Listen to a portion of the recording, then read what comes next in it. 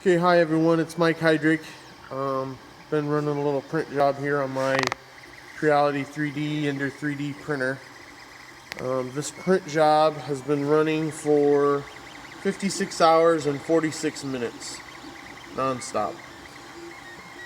The file is called a Wireframe skull coin holder that I have scaled up 180%. I'm printing it in white PLA with a 70% infill. This printer is a stock printer that was assembled by my daughters who are 11 and 9 years old. The printer is about $209 as of December 2018. You can actually probably buy it cheaper if you looked around. I purchased mine from sainsmart, but several people make it.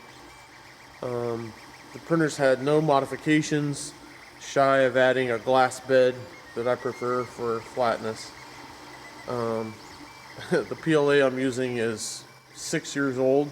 It's actually been exposed to the air for 6 years, so it's kind of a true test of this inexpensive printer. Printing it currently at 200 degrees Celsius, and then the bed is set to 60 to 61 degrees. I did use some hairspray on the glass. I'm not even sure that was really needed, but it's something I always do when I start prints. But yeah, this is probably in its last hour of printing, so I'm guessing somewhere around 57 to 58 hours, and this skull will be complete. Also, here's my usual can that shows you scale of how big the actual skull is, but it takes up a pretty large area of the build volume.